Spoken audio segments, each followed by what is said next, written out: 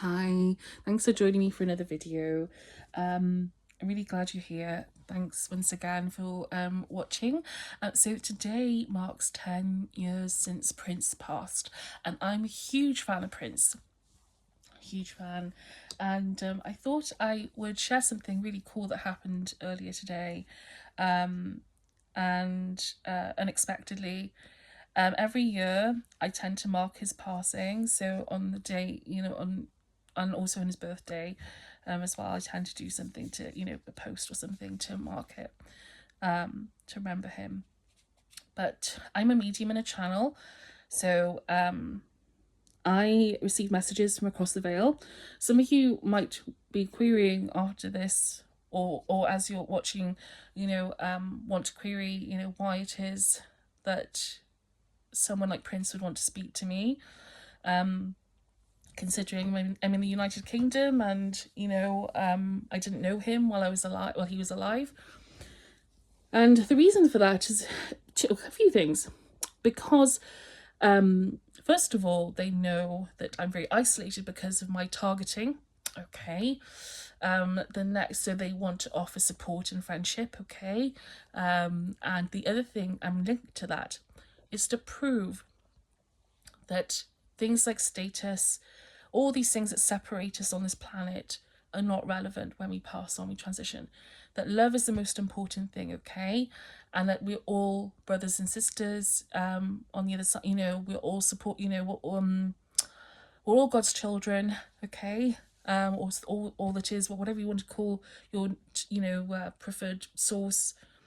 We're all connected, okay? So I can channel people like Prince, I can channel people like Ozzy Osbourne, which I have, and other people as well.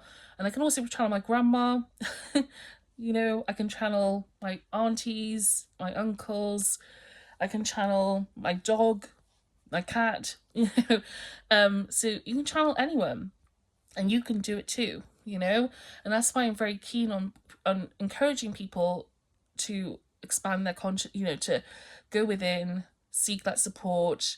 If you want it, open yourself up. It's support, but also coming to the realization that we're not our body, and that there's so much more beyond this reality. This reality is just a very small aspect of all it is, and there's so much more, and a lot of it is non-physical.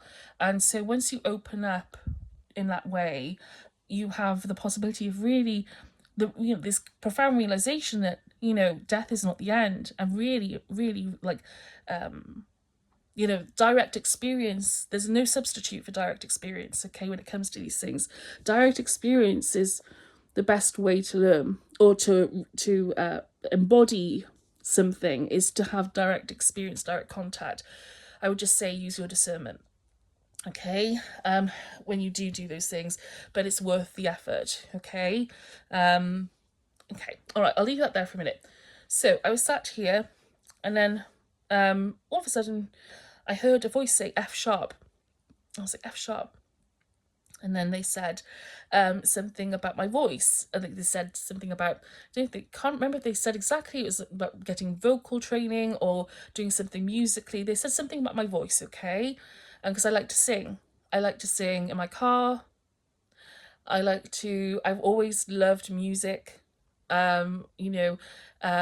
Music has got me through a lot. Well, I mean, it's my life support. So, apart from my connection to spirit and God, it's my life support and the day to day. I wouldn't be here if it wasn't for music. Okay, basically.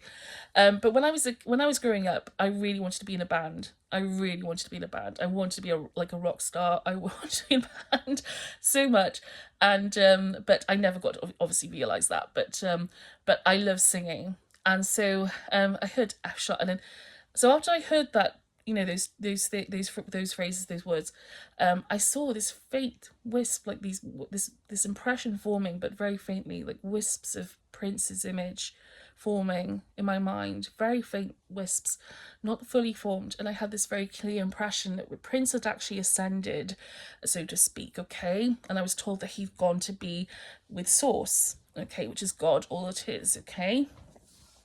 So he'd gone to be with our Creator. but he's still around in essence. What he didn't want me to do is to focus on his appearance. The idea is that he isn't who he was on this plane, but his spirit, his soul remains, okay? So the essence of Prince. And I have to say, like, he felt very much like the way I perceived him while he was alive, had this beautiful, enigmatic, spiritual, like sort of beautiful energy that was very moving to witness, knowing that he was so connected with God as well again, okay? In that sense as well, I could feel that energy coming through him. And so I saw him, I turned to this side, and then I saw him sort of presenting himself again, very faintly, just to give the impression it was him, okay? And then he disappeared, and then he was still there, but he was substituted with an image of a sun and a big bird.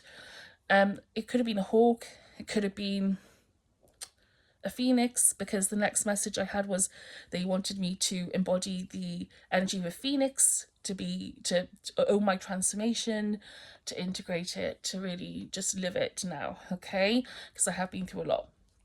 Anyway, I want to leave that because I don't want to dwell on my things. That's pretty much where the messages ended, almost, okay? But I then shuffled some oracle cards, and the first card that came out, which is really exciting, is the Vow. So check it out. The Vow. What's in this card? Look at that bird. Okay, so that was the first card that came out. So that's amazing confirmation, isn't it? The Vow. Okay, and this is about keeping faith, staying strong. You look at the hands are interconnected. It's about that connection, okay? That fidelity, okay? And that faith, okay? So look, like I said, that spirit, that bird, and again, representing faith, all right? Representing the divine and connection, okay? Look, it's called the Vow, all right? Okay? So it's like a covenant that we have with ourselves and each other in spirit, okay? God, whatever you want to call it, okay? I change these words all the time. But that's the general meaning of this, okay? But the most important thing, like I said, is the bird, okay? That's what he showed me. All right. The next thing to come out was the threshold. Now, the threshold upright, which this is a reverse. The threshold upright symbolizes like boundaries, setting boundaries, limits, and things like that. Okay. In reverse, it's the opposite. It's about pushing those boundaries. Well, I'm interpreting it that way in this context. Pushing those boundaries, pushing against limitations, being a trendsetter, trailblazer. And whose energy? Who would have come out with something like? Who would have encouraged that? Do you think?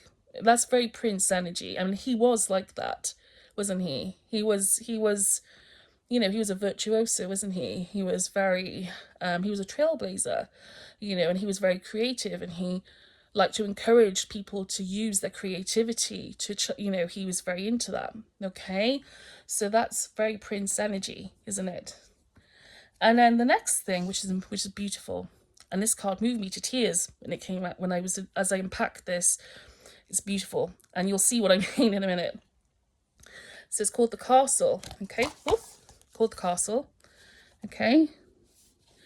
So what's in this image? You see pearls, okay? But what do you see on the eyelid of this person in the image? You see what looks like diamonds, crystals, okay? What song did Prince write? Diamonds and Pearls. Yeah, okay? Diamonds and Pearls, which is one of my favorite songs. And it's a beautiful, beautiful song, okay? Now, here we go, okay? So there's a rose here as well, okay? But look, the eyelid is closed. And what I got from this intuitively was that to remember that beauty is within, okay?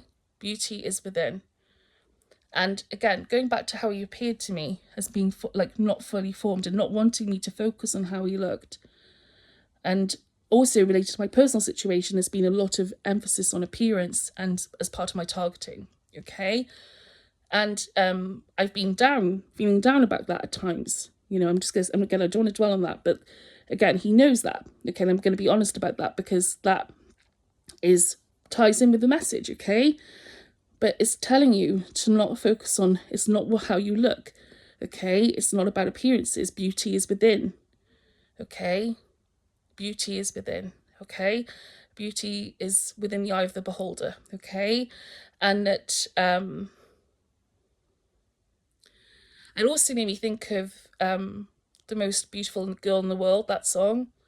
And it carries a similar message. I think the two songs fit this image very well, okay? So again, it's the idea of beauty being within, okay? It's not about how people look, it's not about what, it's about love, okay? Diamonds and Pearls, what's the message of that song? You don't have a lot, it's about, all he can give is his love. All I can give you is my love, and that's all that matters, It's not about the material things. You can see, like I said, all those pearls, crystals, but no, that's not what captures the attention. It's the beauty within, okay? And that's what matters. That's really what matters. And it's such a Prince message. And like I said, when I first unpacked this message, it made me cry. It really made me cry. It was beautiful. So such a gorgeous message. And so Prince, so Prince. So I really hope that you enjoyed this message. Again, I'm going to find ways to, I've got lots of messages like this that I've received, which I'm going to compile into like a podcast or an audio book or something like that, just to give people some hope and encouragement that, you're not alone, okay? And, if you ask for it and ask for help, support from the other side, they will come through. Being open to these things is the most important thing. But most of all is to commemorate Prince. That's why I'm sharing these messages, okay? Because, but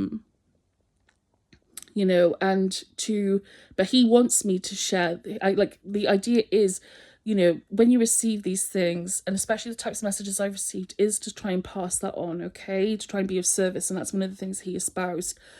He didn't want me to focus on him per se. He wanted me to focus on other things. And that's very Prince. Very, very Prince.